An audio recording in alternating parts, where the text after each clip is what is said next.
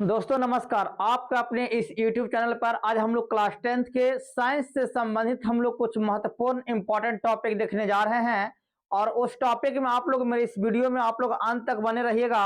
और आइए हम लोग देखते हैं कि सबसे पहले कौन सा टॉपिक हम लोग सर बताने जा रहे हैं, वे चीज को हम लोगों को पहले समझना है।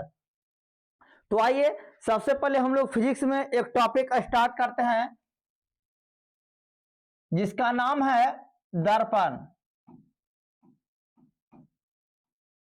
मिरर।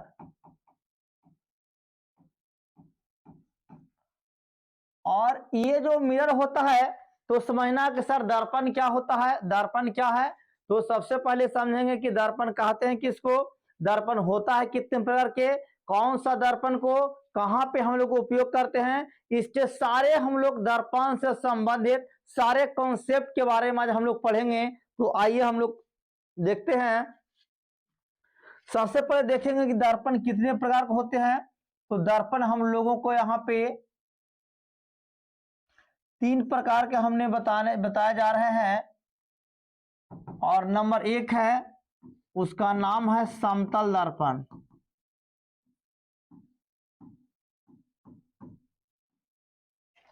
दूसरा है गोलीय दर्पण।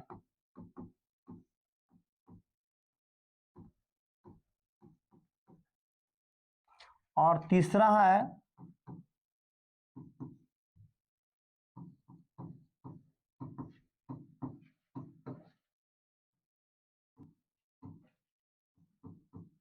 चलिए, तो ये हमने सबसे पहले दर्पण देखे कि दर्पण होता क्या है, यह दर्पण कितने प्रकार के होते हैं।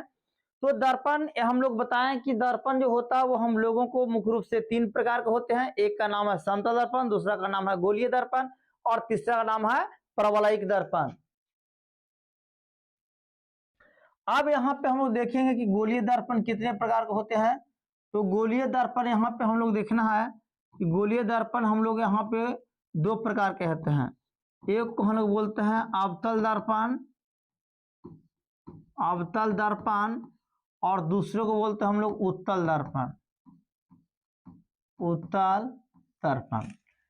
तो चलिए अब ये चीज हम लोगों को इसके बारे में हम लोगों को सीखना है कि सर अभी पूरे आज के कॉन्सेप्ट में इस वीडियो में हम लोग दर्पण से संबंधित इंपॉर्टेंट चीज हम लोग पढ़ा रहे हैं। आप लोग इस वीडियो को अंत तक जरूर देखिएगा, सारा कॉन्सेप्ट दर्पण से आपको कंप्लीट हो जाएगा एक ही वीडियो में। तो सबसे पहले कहता है कि दर्पण हम लोग कहते हैं किसको, तो दर्पण कहता है कि वैसा चिकनी और चमकीली सतह जिसका एक भाग रंगा होता है दर्पण कहलाता है। जैसे आप लोग देखिएगा दर्पण का उदाहरण एक मोस्ट इंपोर्टेंट है ऐनक।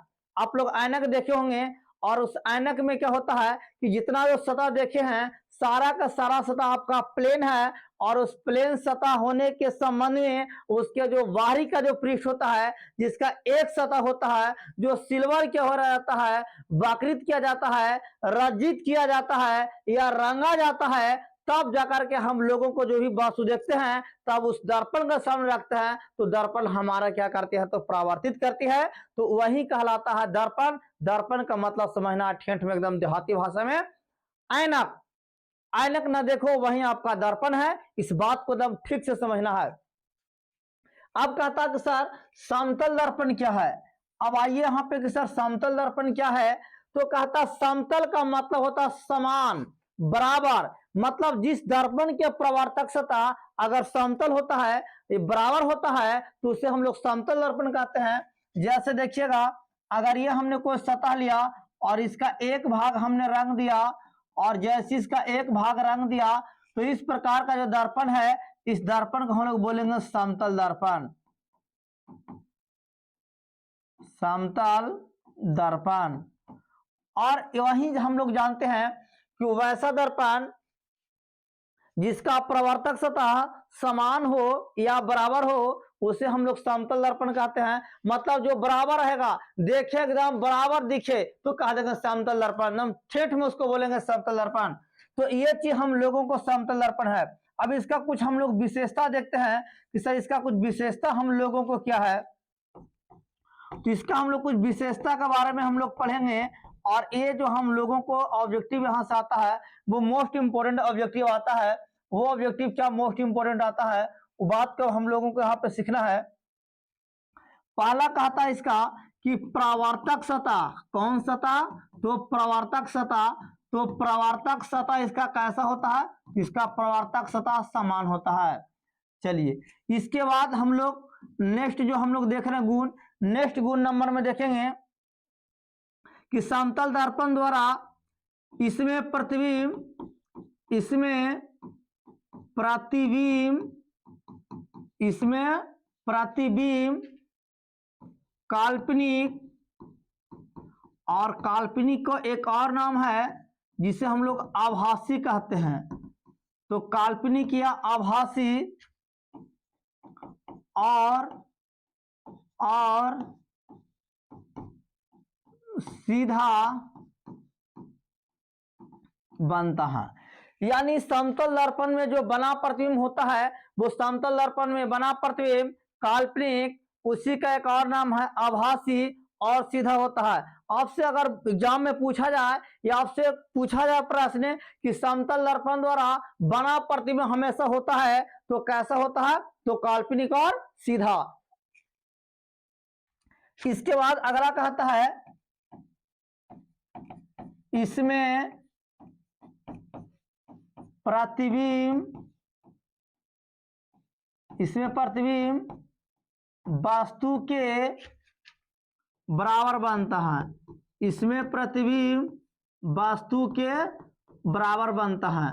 तो आइए अब ये चीज हम लोग देखेंगे कि इसमें प्रतिबिंब बनेगा कैसा। तो इसमें प्रतिबिंब हम लोगों को जितना बड़ा वस्तु रहेगा उतना ही बड़ा प्रतिबिंब बनेगा। अगर वस्तु 2 इंची का है तो प्रतिबिंब भी 2 इंची का बनेगा, वस्तु यदि 4 इंची का है तो प्रतिबिंब भी 4 इंची का बनेगा। तो इसमें जो हम लोगों को समतल दर्पण द्वारा बना प्रतिबिंब होता है, इसमें प्रतिबिंब वस्तु के आकार के क्या होता है, बराबर होता है। तो अब आइए नेक्स्ट अगला कहता है इसकी फोकस दूरी, इसकी फोकस दूरी और वक्रता त्रिज्या, इसकी फोकस दूरी और वक्रता त्रिज्या अनंत होती है। क्या होती है, तो अनंत होती है। तो इस बात को हम लोगों को ध्यान में रखना है। इसके बाद में जो हम लोगों का नेक्स्ट जो इसका गुण है, चलिए नेक्स्ट गुण में हम लोगों को क्या देखना होता है कि इसे मतलब कि इसे समतल दर्पण को इसे पर्दे पर प्राप्त नहीं किया जाता है, इसे पर्दे पर प्राप्त नहीं किया जाता है। यदि इसको पर्दे पर उतारा जाएगा तो समतल दर्पण पर्दे पर प्राप्त नहीं किया जाता है। और इसके बाद अगला कहता है, अगला गुण है यह पार्श्व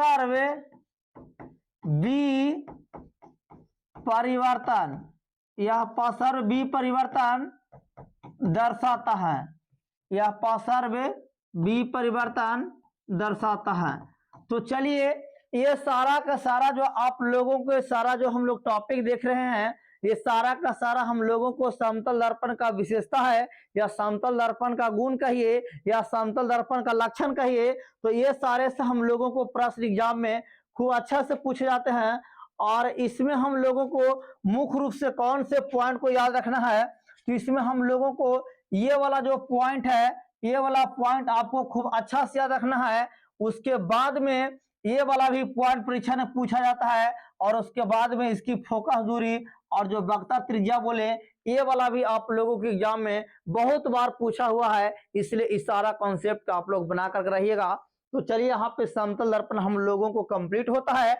अब इसके बाद हम लोग आगे की ओर आते हैं। आगे अब हम लोगों को इसमें देखना है समतल दर्पण का सारा मामला हम लोग देख लिए। अब यहां से हम लोग सीखेंगे गोलीय दर्पण। अब गोलीय दर्पण 2 प्रकार के हैं, एक का नाम है अवतल दर्पण और दूसरे का नाम है उत्तल दर्पण। तो अवतल दर्पण क्या होता है, तो इसका और इसका ये दोनों को हम लोग एक साथ चलेंगे। तो गोलीय दर्पण मुख्य रूप से 2 प्रकार के होते हैं, एक को बोलते हैं अवतल दर्पण और दूसरा को बोलते हैं उत्तल दर्पण।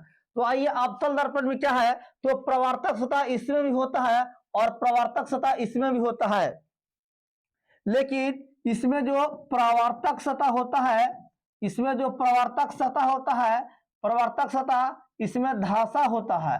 प्रवर्तक सतह कैसा होता है? तो प्रवर्तक सतह धासा होता है। और इसमें जो प्रवर्तक सतह की बात किया जाए तो इसमें प्रवर्तक सतह उभरा होता है। क्या होता है? उभरा होता है। तो ये चीज है, याद रखना है। अगर धांसा हुआ रहेगा तो अवतल, अगर उभरा हुआ रहेगा तो उत्तल। मेन बात यही सीखना है। जिस दर्पण का प्रवर्तक सतह अगर गड्ढा है तो अवतल, उड्ढा है तो उत्तल, ऊ से उड्ढा तो ऊ से उत्तल। खूब बढ़िया से याद रखना है इसको अच्छी तरह से। अब इसके बाद में हम लोग देखते हैं कि किस तरह से देखते हैं। तो आइए इसके बाद हम लोग देखते हैं। तो इस तरह में हम लोग देखेंगे तो इस प्रकार से हम लोग दर्पण है और इसका एक भाग रंग दिए, और एक इस प्रकार से हम लोग देख रहे हैं, एक इस प्रकार से दर्पण है और इस प्रकार से हम लोग रंग दिए। अब दोनों ने बताना है जिसका प्रवर्तक सतह रंगा हुआ रहेगा उसके विपरीत के सतह को हम लोग प्रवर्तक सतह कहेंगे। तो इसका इस तरफ से बाहर से अगर रंगा हुआ है तो इसको देखिएगा अंदर का जो प्रवर्तक सतह है वो अंदर का प्रवर्तक सतह यहाँ पे धंसा हुआ है, इसलिए यह जो दर्पण होगा यह दर्पण हम लोगों को अवतल होगा। लेकिन इसका जो प्रवर्तक सतह देखा जाए जिस तरफ से रंगा हुआ है उसके बाहरी विपरीत सतह को देखिए, इसको बोलते हैं प्रवर्तक सतह। इसका प्रवर्तक सतह उभरा हुआ है, इसलिए यह एक प्रकार का हम लोगों को उत्तल दर्पण है। तो आई होप कि आप लोगों को अवतल दर्पण और उत्तल दर्पण खूब अच्छी तरह से समझ में आ गया होगा। तो अब हम लोग आगे की ओर बढ़ते हैं, जिसका नाम है, तीसरा का नाम है परवलयिक दर्पण। परवलयिक दर्पण क्या होता है?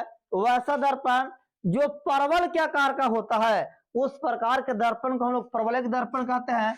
अगर जैसे इस प्रकार से रहा जाए तो इस प्रकार से जो दर्पण होगा तो इस प्रकार के दर्पण को हम लोग कहते हैं परवलयिक दर्पण।